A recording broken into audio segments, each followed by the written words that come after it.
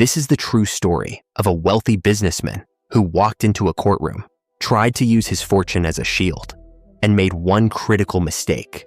He underestimated Judge Frank Caprio. He thought this was about a fine. He didn't realize he was walking into a trap he built himself, a trap that would turn him into a public example. If you've ever wondered what true justice looks like, you need to see this. Stick with me. Because in the next few minutes, you're going to see the exact moment that Millionaire's arrogance backfired. Mr. Bentley was there for a speeding ticket, a pretty hefty one too. He'd been caught going way over the limit in a school zone. Not a great look. But as his name was called and he approached the bench, you could see his posture. It wasn't the usual slouch of guilt or the nervous fidgeting. It was a swagger. He wore an expensive, tailored suit that probably cost more than the court clerk's monthly salary. He had the watch, the polished shoes, the air of a man who was used to doors opening before he even reached for the handle. He looked around the room, not with shared annoyance, but with faint distaste. Like the very air in the public courthouse was beneath him. You could feel the mood in the room shift. The other people waiting, the single moms, the students, the blue-collar workers, they all saw it. They recognized the type, the guy who thinks his wealth is a shield. Judge Caprio greeted him as he did everyone, politely, neutrally. "Good morning, sir. You're here about a speeding citation. How do you plead?" Mr. Bentley didn't just plead not guilty.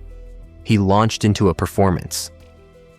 "Judge," he began, his voice smooth, condescendingly patient, as if explaining a simple concept to a child. "I run a multi-million-dollar corporation. My time is incredibly valuable. Literally, every minute counts. I was on my way to a closing that involved very, very large figures. A deal that frankly employs half the people in this city." He paused, letting the imagined weight of his economic contribution hang in the air. "Being delayed by a speed trap, it's not just an inconvenience, it's a drain on the local economy. My schedule is packed with commitments that matter." Can you feel it? The tension starting to coil in the room? It wasn't an argument about the facts of the ticket. Was he speeding? He didn't even really dispute it. This was an argument about hierarchy. He was saying, in so many words, the laws you are here to enforce are for the little people. I am above them. My money, my status, my important life makes this entire proceeding a silly formality. He expected the judge to nod, perhaps even apologize for the inconvenience, and dismiss the case. He'd probably done it before. Judge Caprio listened. He leaned forward, resting his chin on his hand. He didn't interrupt. He let Mr. Bentley lay out his entire case of self-importance, brick by arrogant brick.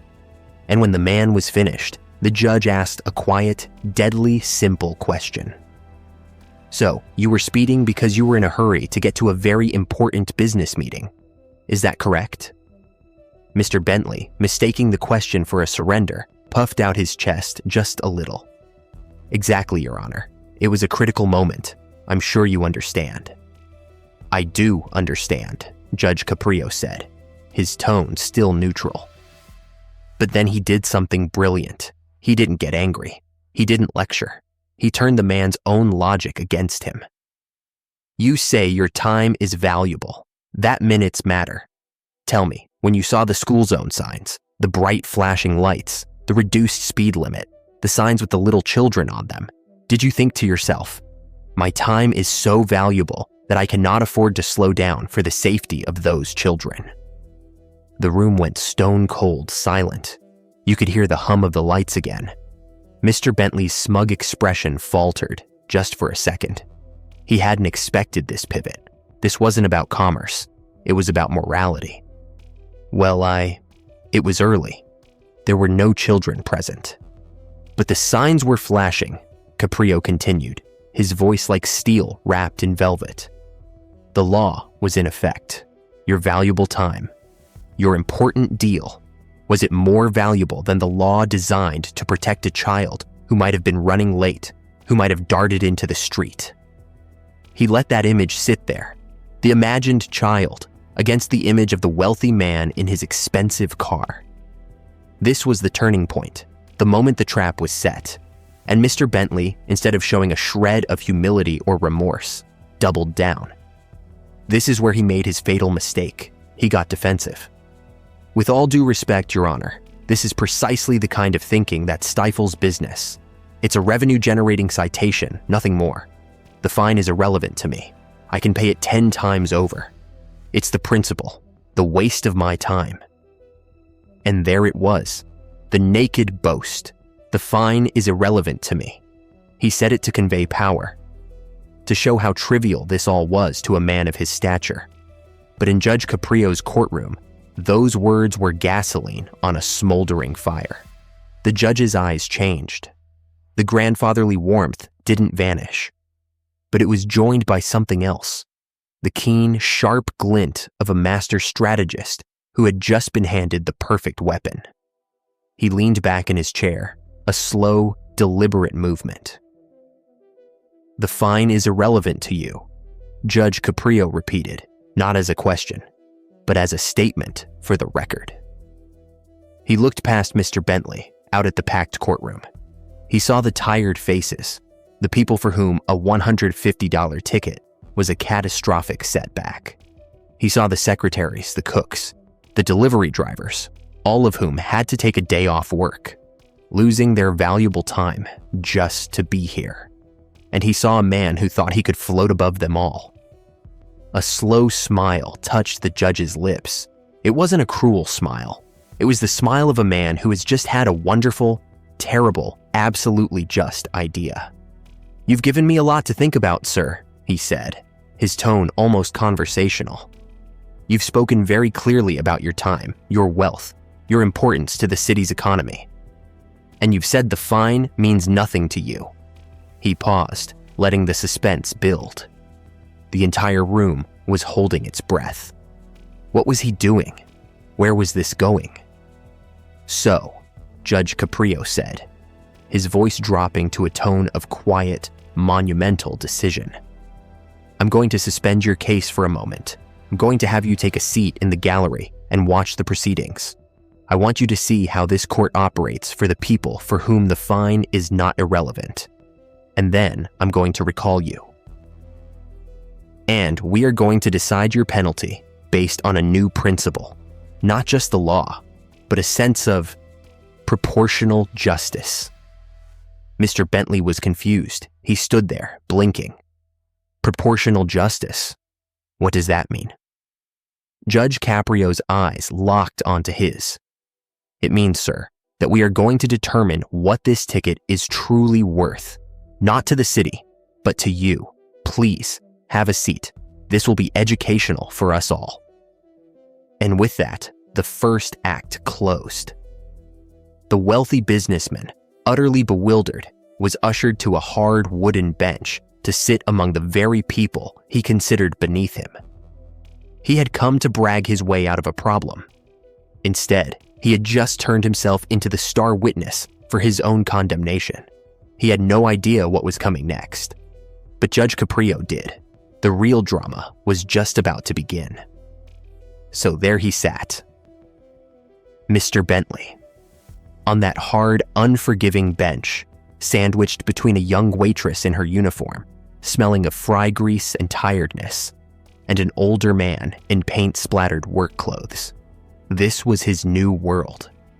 The air felt different down here, thick with anxiety and quiet desperation, not the rarefied, air-conditioned atmosphere he was used to. He tried to maintain his posture, but the starch seemed to go out of him. He was just another person in a room full of people, waiting for their name to be called, and the sheer, mundane democracy of it was a shock to his system. And then Judge Caprio went to work. He called up the next case. It was the waitress. Her hands were trembling slightly as she held her ticket.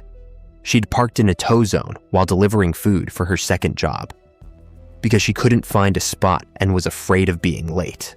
The fine was $90. "Your Honor," she said, her voice barely a whisper, cracking. "I know I was wrong. I'm so sorry. But if I have to pay this, that's my electric bill. I'm already behind. I don't know what to do. She started to cry, not for show, but from a place of pure, exhausted helplessness. You could feel her shame and her fear filling the room. Judge Caprio leaned forward, his voice softening into something paternal, kind. Look at me. It's okay. Breathe. He asked her about her kids, about her jobs. He listened for 5 full minutes as she pieced together her life of constant motion and constant worry. And then he did something extraordinary. He dismissed the ticket. You have enough on your plate, he said. You don't need this from me. Just promise me you'll try to find a legal spot next time. Now go take care of your family. The relief that washed over her face was so profound, it was almost painful to watch. She wept again, but this time with gratitude, repeating, thank you, God bless you. As she walked away, her whole world realigned by a single act of mercy. Mr. Bentley watched this. Did he see the humanity in it, or did he just see a soft touch? It was impossible to tell from his frozen expression. Next was the painter. His violation was a broken taillight. The fine was $75 plus court costs. The man explained, haltingly, that he'd known about it, but the part was $80, and he had to choose between fixing the light or buying the special medicine for his daughter's asthma. He chose the medicine. He was pulled over on his way home from the pharmacy. He held up the receipt as proof, a crumpled white flag of surrender. I was gonna fix it, Judge, I swear. The money ran out. Caprio didn't even hesitate. Sir, you made the right choice. Your daughter's health comes first, every time. He waived the fine outright. But, he said, pointing a gentle finger, you're going to go downstairs right now to the clerk. I'm going to call down, and we're going to give you a voucher to get that light fixed for free at the city garage. You can't drive your daughter around in an unsafe vehicle. Deal? The painter, a big man, looked like he might break down. He just nodded, unable to speak, and shuffled out, clutching his receipt like a lifeline. Case after case unfolded. A single mother with a stack of unpaid parking tickets that had snowballed into an impossible debt. A college student who'd failed to update his registration because he had spent his savings on textbooks. In each instance, Judge Caprio listened. He dug. He found the human story buried under the infraction, and his rulings were not just about guilt or innocence. They were about justice, which to him meant fairness, context, and compassion. He reduced fines to $1. He converted penalties into community service. He dismissed charges with stern but caring warnings. The courtroom wasn't a factory of punishment. It was a clinic for small human crises. And through it all, Mr. Bentley sat. He didn't fidget anymore. He just watched. The arrogance had drained from his face, replaced by a dawning, uncomfortable comprehension. He was being shown, in the most visceral way possible, what value really meant. To the waitress, $90 was the difference between light and darkness. To the painter, $75 was his daughter's breath. These were not abstractions. These were the brutal, granular equations of survival. And he had stood before this same judge and called a speeding fine irrelevant. The word must have begun to taste like ash in his mouth. Finally, after what felt like an eternity, Judge Caprio called his name again. Mr. Bentley, please return to the bench. The room's attention snapped back to him. It was different now. Before, the looks were of annoyance at his arrogance. Now they were curious, anticipatory. They'd seen the judge's heart. Now they were about to see his spine. Mr. Bentley walked up, his swagger completely gone. He just looked smaller. Sir, Judge Caprio began, his voice now carrying the full weight of the courtroom. You have been sitting here. You have heard the proceedings. You have seen people for whom a financial penalty is not an irritation, but a catastrophe. You stated that the fine for your violation, speeding in a school zone, endangering children, was, and I quote, irrelevant to you. He let the silence hang, let the memory of the crying waitress, the worried painter, fill the space. The law demands a fine, but justice, Caprio said, tapping his finger on the bench. Justice demands proportionality. You have shown me that a standard fine has no meaning to you. It does not deter you. It does not correct you. It is merely a fee you pay to continue behaving as you wish. So we must find what is proportional. We must find what has meaning. Mr. Bentley finally found his voice, but it was thin, stripped of its power. Your Honor, I think I understand. I apologize for my tone earlier. This isn't about tone, Caprio replied, not unkindly, but firmly. This is about consequence. You spoke of your valuable time. You spoke of your wealth. Very well. I am sentencing you to the maximum fine allowed by statute for this violation. But that is not all. He leaned forward, and here came the masterstroke. You also stated that your business employs many people in this city, that you are a pillar. Pillars have responsibilities that go beyond profit. Therefore, I am also sentencing you to 40 hours of community service. But not just any service. You will report to the Department of Public Works. And you will spend those 40 hours painting crosswalks, specifically in school zones. You will be out there with the reflective vest and the roller on the hot asphalt, making those lines bright and clear. You will see the school zone signs you ignored up close for hours on end. And perhaps, while you're down there on your knees with the paint, you will remember the value you placed on those few minutes you saved. You will see the children you put at risk, walking safely over the lines your money and your labor helped to create. The sentence was a thunderclap of poetic justice. It was perfect. It targeted his arrogance, the public manual labor, his wealth. The fine was now a true punishment, and his specific crime, the school zone. It was humbling, constructive, and unforgettable. Mr. Bentley was stunned. He opened his mouth to protest, but no sound came out. What could he say? The judge had used his own words, his own boasts, to build the scaffold of his sentence. To argue would be to look even more foolish in front of the gallery that had just witnessed true hardship. He saw the waitress still lingering by the door, watching. He simply nodded, defeated. Yes, Your Honor. Judge Caprio gave a final, small nod. The fine will be paid in full today to the clerk. The community service will be scheduled and verified. This court is adjourned.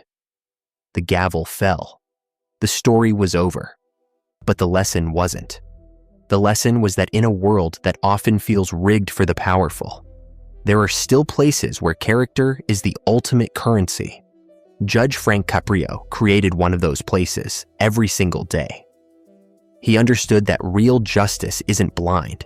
It has 20/20 vision. It sees the struggling single mom and offers grace.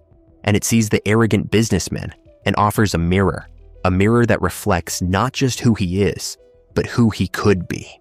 If only he understood that his wealth isn't a sword to wield, but a resource to share. Mr. Bentley came in believing his money made him an exception. He left knowing it only made his example more powerful. So what do you think? Did he show up to paint those crosswalks? I like to think he did. I like to think that on his knees in the sun, with the smell of fresh paint and the sound of children laughing, he finally learned the value of a minute, not in dollars, but in safety, not in closed deals, but in protected lives. Judge Caprio didn't just punish a man that day. He planted a seed, and sometimes, that's the most powerful justice of all. If this story resonated with you, if you believe in justice with a human heart, then you need to see more of Judge Caprio's Courtroom. Hit that subscribe button and ring the notification bell, because I find stories like this all the time. Stories where the right person in the right room changes everything. Share your thoughts down below. Was the sentence fair? What would you have done? And tell me, what's a moment you've witnessed where someone's arrogance completely backfired? Let's talk about it in the comments. Thanks for watching. I'll see you in the next one.